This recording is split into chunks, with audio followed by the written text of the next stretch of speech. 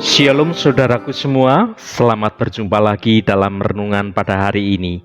Saya berharap Anda semua ada dalam keadaan yang selalu semangat dan terus rindu untuk senantiasa hidup seturut akan kehendak Tuhan.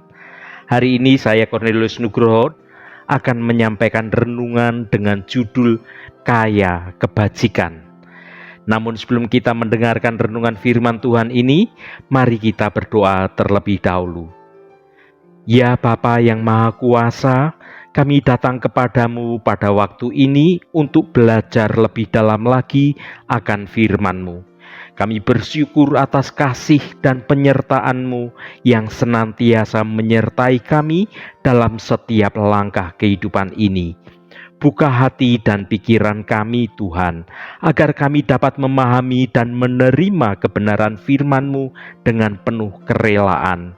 Tuhan, berikan kami hikmat dan pengertian, agar renungan ini dapat membawa kami semakin dekat denganmu dan semakin serupa dengan Kristus. Bimbinglah kami ya Tuhan, agar kami dapat merenungkan firman-Mu dengan tulus dan sungguh-sungguh. Kami berdoa dalam nama Tuhan Yesus Kristus. Haleluya, amin.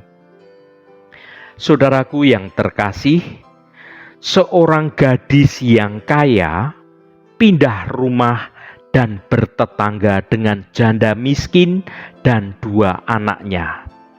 Suatu malam listrik mati. Dengan cahaya dari telepon genggam, gadis yang kaya itu mencari lilin. Kemudian terdengar ketukan di pintu rumahnya. Ternyata anak tetangga yang miskin itu datang dan bertanya, "Kakak punya lilin kah?" Gadis kaya itu berpikir, mereka sangat miskin, sampai lilin saja tidak punya. Jangan pinjamkan, nanti aku sendiri malah kehabisan lilin. Si gadis yang kaya itu berteriak kepada anak itu, "Saya tidak punya lilin." Ketika ia hendak menutup pintu, anak miskin itu berkata, "Kami sudah menduga kakak pasti tidak punya lilin. Mama dan saya khawatir karena kakak tinggal sendirian. Ini kak, saya bawakan 2 buah lilin untuk kakak." Saudaraku, cerita ilustrasi ini bermakna sangat dalam. Anak miskin itu memang miskin di mata orang dunia, tetapi di mata Tuhan, anak itu sangat kaya. Hatinya kaya akan kasih, hatinya kaya akan kemurahan, dan hatinya kaya akan kebajikan. Apapun kondisi kita sekarang ini, baik kita yang hidup dalam kekurangan maupun yang hidup dalam berkelimpahan, milikilah hati yang kaya di hadapan Tuhan. Rasul Paulus memberitakan tentang kasih karunia yang dianugerahkan kepada jemaat di Makedonia. Selagi dicobai dengan berat dalam berbagai penderitaan hidup mereka, sukacita mereka meluap, dan meskipun mereka sangat miskin, mereka kaya dalam kemurahan hati. Mereka kaya di dalam hadirat Tuhan. Mereka memberikan persembahan melampaui kemampuan mereka.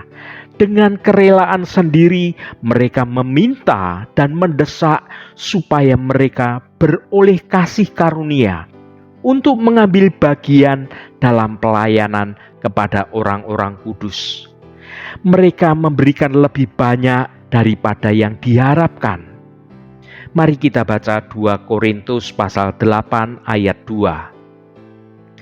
Selagi dicobai dengan berat dalam berbagai penderitaan, sukacita mereka meluap, dan meskipun mereka sangat miskin, namun mereka kaya dalam kemurahan. Saudaraku, Rasul Paulus dalam ayat ini memuji jemaat di Makedonia atas kemurahan hati mereka dalam memberi kepada orang-orang kudus yang membutuhkan bantuan. Meskipun mereka sendiri mengalami banyak penderitaan dan kemiskinan, mereka rela memberikan apa yang mereka miliki untuk membantu orang lain.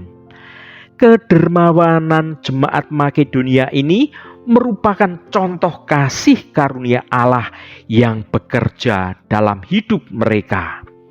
Kasih karunia ini bukan hanya tentang menerima anugerah Allah, tetapi juga tentang membagikan anugerah itu kepada orang lain. Ketika kita memiliki hati yang kaya dalam kebajikan, kita dimotivasi untuk menolong orang lain dengan sukacita dan tanpa pamrih. Jemaat Makedonia tidak dipaksa untuk memberi.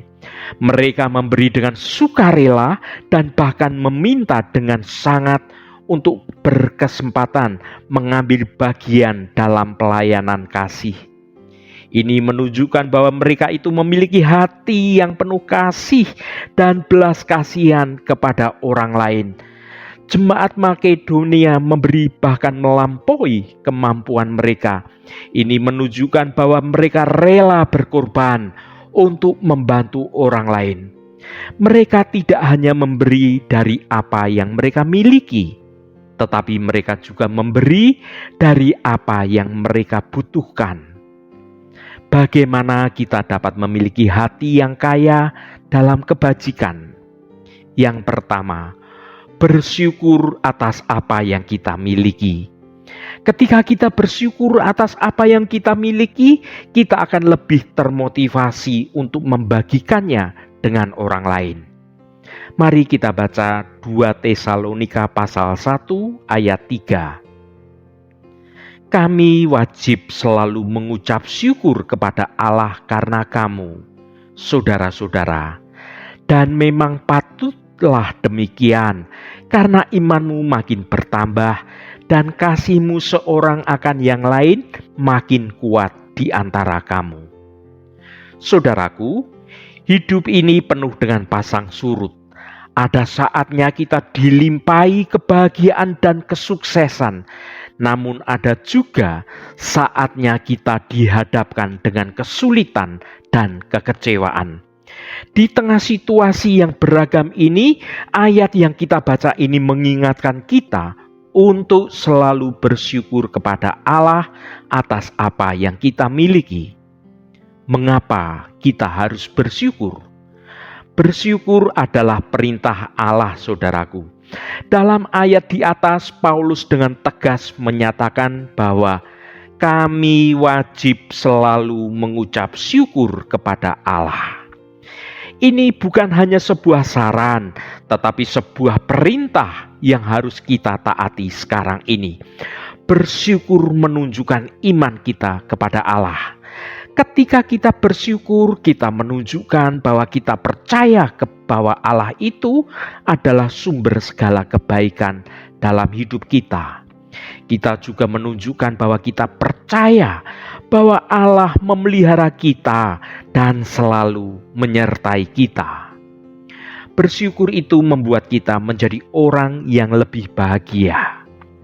Penelitian menunjukkan bahwa orang yang bersyukur akan lebih bahagia dan lebih optimis dalam hidup mereka.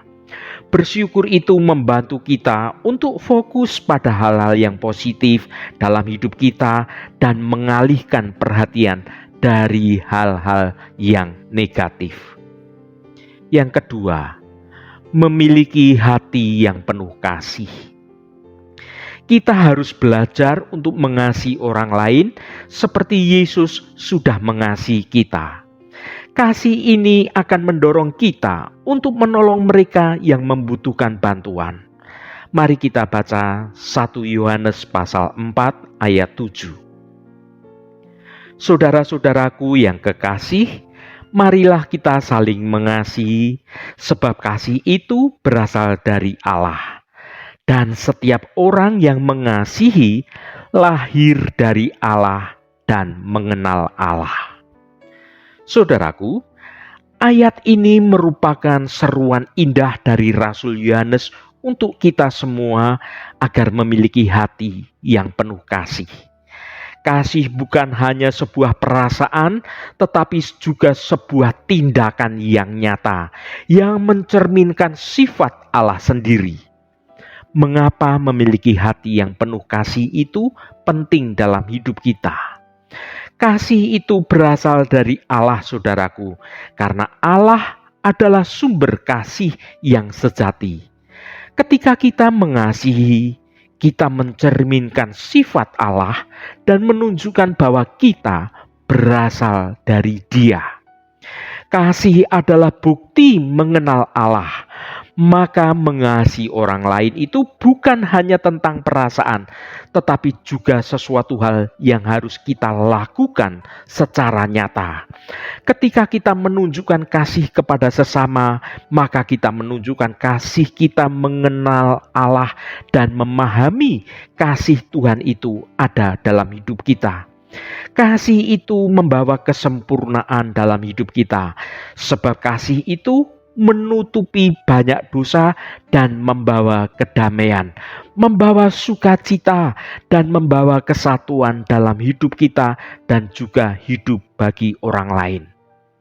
Yang ketiga, menjadi pelayan yang murah hati.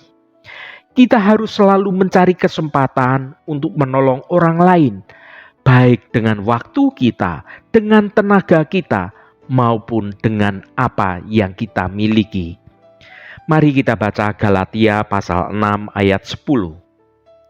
Karena itu, selama masih ada kesempatan bagi kita, marilah kita berbuat baik kepada semua orang, tetapi terutama kepada kawan-kawan kita seiman.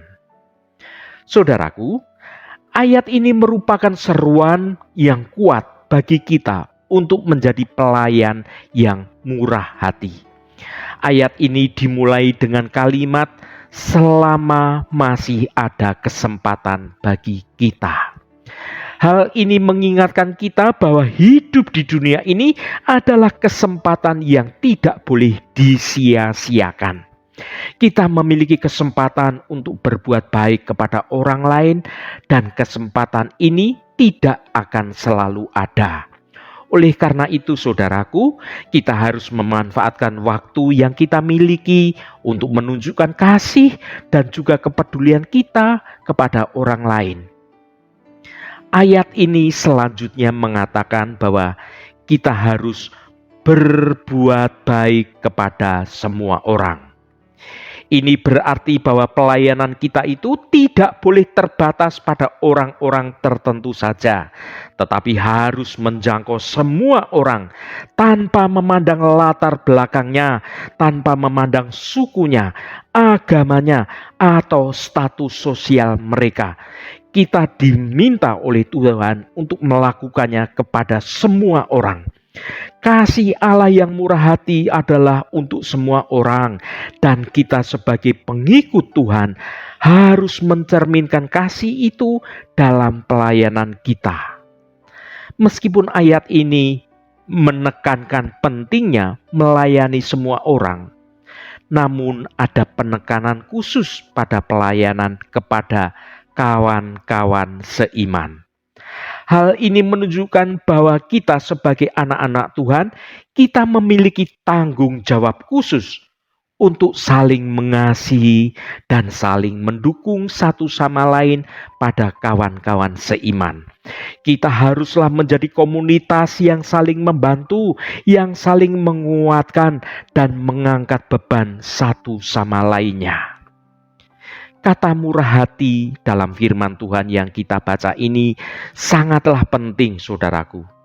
Murah hati itu berarti tidak hanya memberikan apa yang kita punya, tetapi juga memberikan diri kita sendiri dengan penuh kasih dan tanpa pamrih.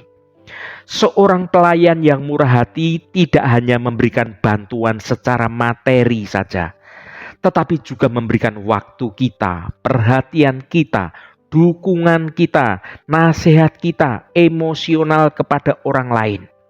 Menjadi pelayan yang murah hati itu adalah panggilan bagi semua orang yang mengaku sebagai anak-anak Tuhan.